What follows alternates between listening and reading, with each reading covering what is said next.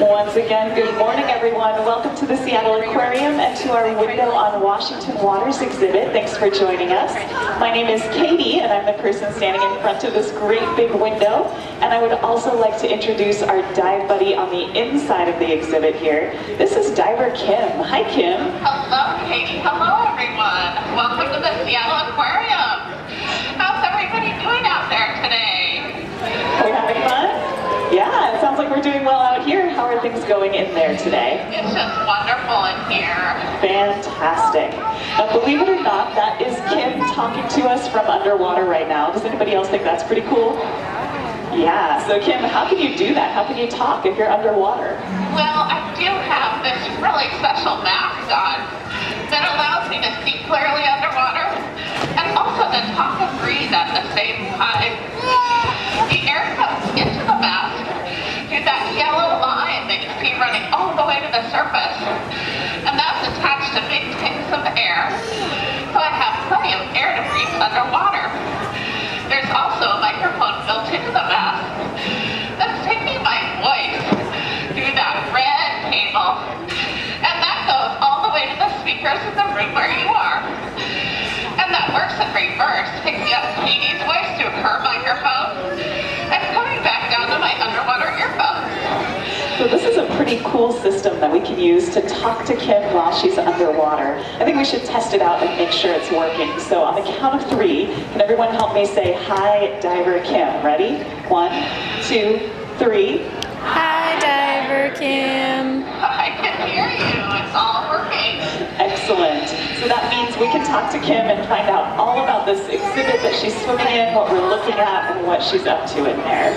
So Kim, for starters, can you tell us a little bit about what we're looking at in this exhibit, besides you, of course? Well, all of these animals represent what we would see along Washington's outer coast. These are really our local underwater neighbors. And this exhibit is really representing a real place in Washington called Nia Bay. Nikki's put a map up here on the wall that shows us that Nia Bay is located in the northwest corner of our state, right where the northern part of the Pacific Ocean flows through the Strait of down into Puget Sound, where Seattle is right here. That's right, the water right outside of us here is part of Puget Sound. This is called Elliott Bay, connected to Puget Sound, connected to the Pacific Ocean. So this is a chance for us to explore part of our backyard underwater, and we don't even have to get wet to do it. But what we've tried to do here is recreate the habitat that all of our underwater neighbors here on our Washington coast would live in, and try to give them exactly what they would need to survive in the wild. So the habitat itself is one thing. Kim, what is special about the Nia Bay habitat? Why did we choose that particular spot? Well, you might notice behind me there's a big rocky pinnacle or tower of rocks. And rocky plains, lots of rocky ledges. And these make great homes for the animals that live along our coast. There are also these very tall seaweeds, like this giant kelp next to me. They grow kind of like trees underwater. They're called the kelp forest. And these also support lots of different kinds of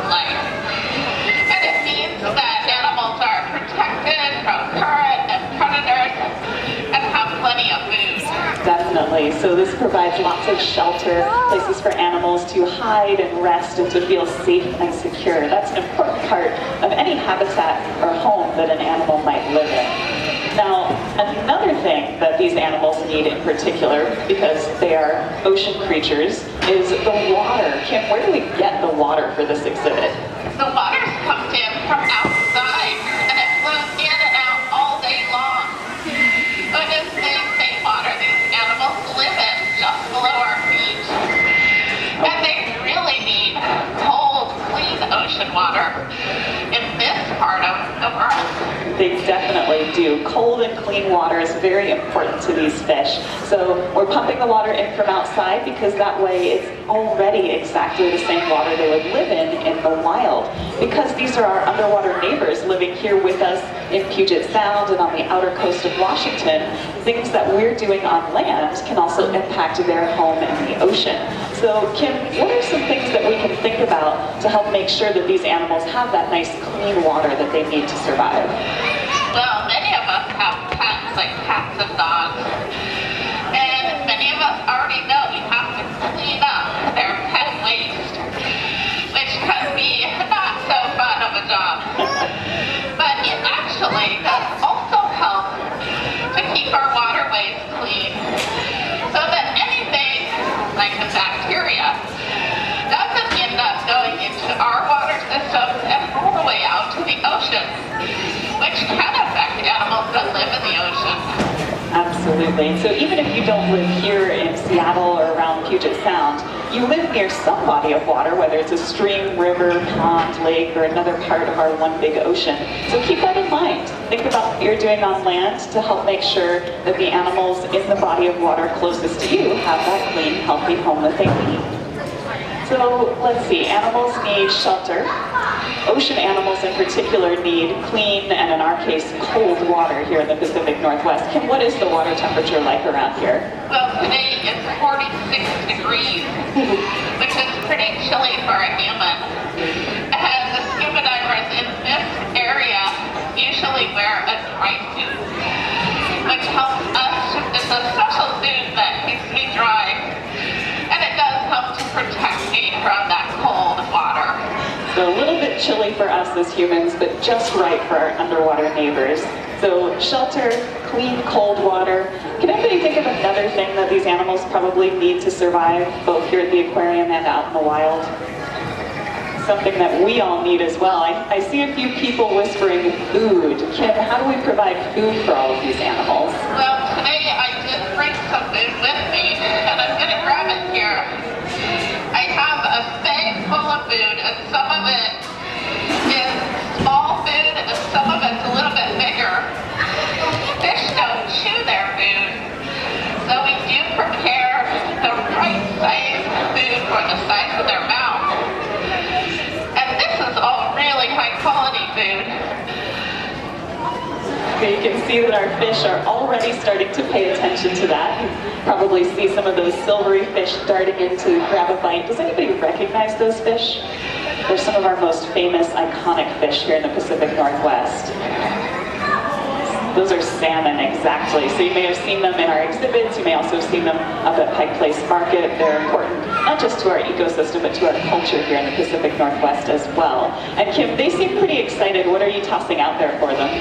This little pink animal is called krill, and is a very important food source for lots of animals in the ocean. And those salmon will go on a great big journey in their lifetime looking for this krill. They're born in freshwater streams and rivers, but they make their way all the way out to the ocean, sometimes traveling hundreds of miles to do that. That's a long journey, and it takes a lot of energy to swim that far, so food is very important to those salmon. They need lots of energy to make that journey and then turn around and swim all the way back to the same stream or river they started from when it's time for them to reproduce in the end of their life. So shelter, cold, clean water, and food are all things that these animals need to survive, and that we're trying to provide for them here in this exhibit to give you a glimpse of what life would be like out there on our coast in the Neah Bay area. Now, one other thing that we can provide here at this exhibit is an opportunity for all of you to ask any questions that you might have. If you see something inside the exhibit that you're curious about, or if you just have a question you've always wanted to ask a scuba diver, this is your chance as Kim is moving around a little bit, maybe offering some more food to some of our underwater neighbors.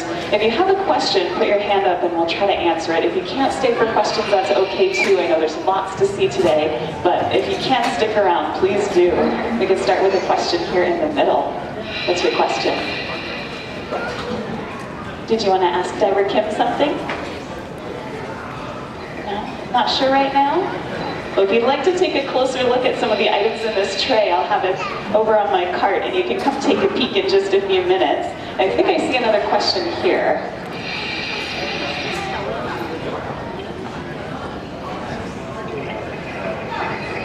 So Kim, you mentioned that you're wearing that dry suit to insulate you from our cold temperatures. About how long could you safely stay in that temperature water without that dry suit? I will be in here for about an hour and a half today. And that keeps me fairly warm, but my fingers and toes get a little chilly by the end of that. Yeah, so probably in just a few minutes without that insulating suit, that would be about all that Kim would be able to stay in there. So it would be a much shorter presentation. But we are now getting completely upstaged here. Kim, I have a question. Who are we looking at here? Who are your friends? These are wolf eels. This is a local kind of a fish that uses that long eel-like body to work its way back in the holes in the rocks. So they make a den there, and they spend most of their time in their den. So it's always very exciting to see them coming out like this. You can tell that they are large fish. And they are obviously hungry, so I'm going to get them some food here. All right, we'll let Kim reach into her bag and pull some goodies out. Those wolf eels might like a slightly larger piece of food than the krill we looked at earlier. So in my tray here, you can see some squid and some anchovies. That's the smallest of the three fish here. Those are things that our wolf eels might enjoy. But a great example of another amazing animal that loves the caves and crevices of this rocky reef habitat that we're representing in this Window on Washington Waters exhibit. So as Kim is offering those wolf eels a bit of a snack, did anybody else have one last question that they were curious about today? All right, looks like we don't have any more questions from our audience at this time. Kim, are the wolf eels taking some of your goodies there? They are, and they're eating anchovies, which is that small silverfish that I'm giving them.